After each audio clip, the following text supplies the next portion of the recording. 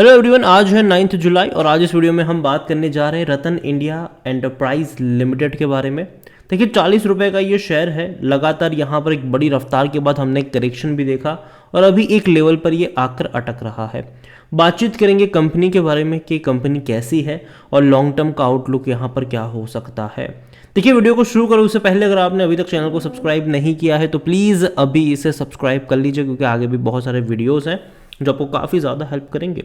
तो 40 रुपये का शेयर है। एक महीने में अगर हम देखें तो तकरीबन 3.5% का ग्रोथ है। 38 से बड़ी रफ्तार बनी, 43 पे बहुत ही कम दिन में चला गया, लेकिन उसके बाद अगर आप देखो तो लगातार एक करेक्शन चल रहा है। पिछले एक हफ्ते से या फिर उससे पहले से भी अगर आप देखो 2 हफ्ते से कह लो, लगातार यहाँ पर करेक्शन चल रहा है।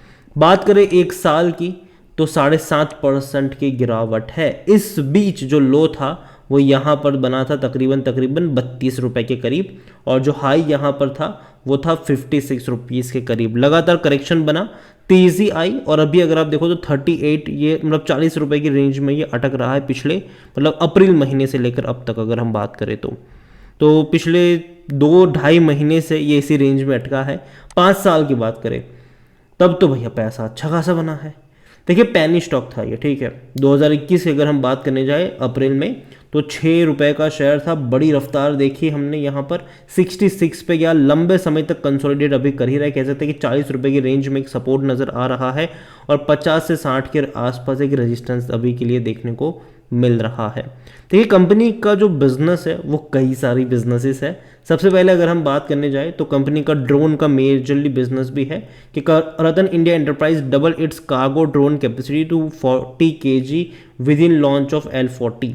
देखो ड्रोन का तो बिजनेस है ही, और उसको लेकर भी मैंने कई सारे आपको अपडेट्स बताए थे कि इनके अलग अलग वेरिएंट्स के ड्रोन्स हैं जहां पर कैपेसिटी है कि वह कितने वेट तक का वो लेके जा सकते हैं। तो एक ड्रोन का हो गया यहाँ पर।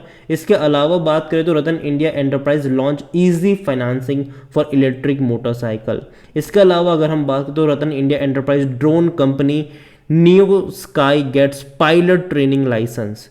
तो इनकी जो ड्रोन की उनकी एक और कंपनी है नियो स्काई, इन्हीं की सब्सिडरी कंपनी है। वो भैया पायलट ट्रेनिंग तक का भी उनको लाइसेंस मिल चुका है DGCA की तरफ से, जो सिविल एविएशन उनकी तरफ से, और ये बड़ी बात है, काफ़ी बड़ी बात है।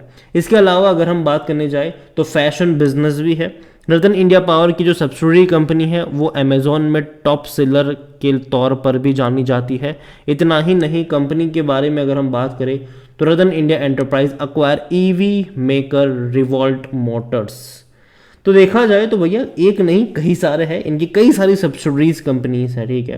रतन इंडिया एंटरप्राइज अगर हम बात करें, कई सारी खबरें भी आपको यहाँ पर देखने को मिल जाती है इसको लेकर। कंपनी के बारे में अगर हम बात करें तो वॉल्यूम्स इनके 11 लाख के आसपास के देखने को मिल रहे हैं। देखो पहले ही मैं बता दूं कि बहुत ही रिस्की कंपनी है, तो यहाँ पे निवेश करना भी एक बड़ा रिस्क ज़रूर है। यहाँ पर अगर आप देखोगे इस कंपनी में तो पिछले 5 साल का भी अगर आप ग्राफ उठा के देख लो कंपनी का, तो देखो लंबे समय तक ना ये 1 रुपये के आसपास ट्रेड कर रहा था। अगर आप देखो यहाँ पर ये 2018-19 का टाइम था जब ये 1 रुपये के आसपास मिल रहा था, ठीक है। उसके बाद अगर आप देखो तो एकदम से बड़ी रफ्तार आई। आप ग्राफ यहाँ पर देख सकते हो, जो तेज़ी थी ना, तेज़ी वो एकदम से बड़ी रफ्तार यहाँ पर हमें देखने को मिल रही थी।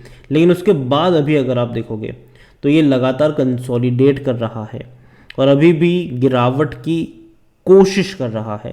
देखो बाजार अपने ऑल टाइम हाई पर है, लेकिन यहाँ पर देखोगे तो डिक्लाइन मोड देखने को मिल रहा है, ज़रूर है। तो जब बाजार में गिरावट देखने को मिलेगी तो यहाँ पर भी आप थोड़ी बहुत गिरावट एक्सपेक्ट कर सकते हैं, ये मेरा मानना है। कंपनी के बारे में आप देखोगे यहाँ पर तो सबसे पहले इनके डिविडेंड के बारे में अगर हम बात करें तो कोई डेटा अवेलेबल नहीं, अब तक इन्होंने डिविडेंड पे नहीं किया है, लेकिन हाँ लगातार खरीदारी हो रही है। यहाँ पर अगर आप देखो तो 2023 में 4 ट्रांजैक्शन हुए हैं। Ratan India enterprise limited employ welfare trust की तरफ से 4 ट्रांजैक्शन हुए हैं। मार्च में एक हुआ, 19 मार्च को हुआ, जो खरीदारी के ही थे और तकरीबन खरीदे गए 1,15,755। 23 मार्च को भी खरीदारी का ही ट्रांजैक्शन हुआ, 2,18,900 शेयर्स आसपास थे। 29 मार्च को भी खरीदारी का ही हुआ, यहाँ पर 7,13,770 करोड़ शेयर लाख शेयर थे। यहाँ पर अगर आप देखोगे यहाँ पर तो 4 अप्रैल को भी 3,33,562 शेयर्स थे। तो खरीदारी के ट्रांजेक्शन देखने को मिले हैं पिछले इसी साल में अगर आप देखोगे तो। और तो और कंपनी का रेवेन्यू देखो तो काफ़ी अच्छा था, 4,123 करोड़ का इनका रेवेन्यू था 2023 में। और प्रॉफिट अगर आप देखोगे तो प्रॉफिट भी इनका काफ़ी अच्छा यहाँ पर मतलब 2022 में था तकरीबन 560 करोड़ के आसपास का था, बाद में घटा है, ये नेगेटिव में आया। अगर मैं क्वार्टर ऑन क्वार्टर आपको इनके नंबर्स शो करूं तो शायद वो उतने इंकरेजिंग आपको न लगे पिछले 2 क्वार्टर के। यहाँ पर अगर आप देखोगे तो 2022 मार्च में एक ही क्वार्टर था जहाँ पर एक बहुत बड़ा रेवेन्यू आ गया, मतलब प्रॉफिट आ गया यहाँ पर 565 करोड़, लेकिन उसके बाद 216 करोड़ लॉस हुआ, फिर 104 करोड़ का प्रॉफिट हुआ, फिर उसके बाद लगातार 2 क्वार्टर में लॉस हो रहे हैं। जहाँ तक बात करें इनके रेवेन्यू की तो वो ठीक ठाक है, तकरीबन 1000 करोड़ से ऊपर ही देखने को मिले हैं, मतलब इंक्रीजिंग नहीं है लेकिन स्टेबल हो चुका है यहाँ पर। देखो जून क्वार्टर के नंबर्स काफ़ी ज़्यादा इंपॉर्टेंट होने वाले हैं, क्योंकि देखना रहेगा कि रेवेन्यू में तेज़ी है या फिर इतने ही रहेंगे, या फिर जो लॉसेस पिछले 2 क्वार्टर में लगातार देखने को मिले हैं ये बढ़ेंगे या फिर स्टेबल हो जाएंगे यहाँ पर, या फिर प्रॉफिट में आ जाएंगे, तो वो देखना इंपॉर्टेंट है। तो यहाँ पर जब तक खरीदारी को लेकर है मैं कहूँगा कि मैं अभी भी थोड़ा सा इंतजार करूँगा खरीदारी को लेकर।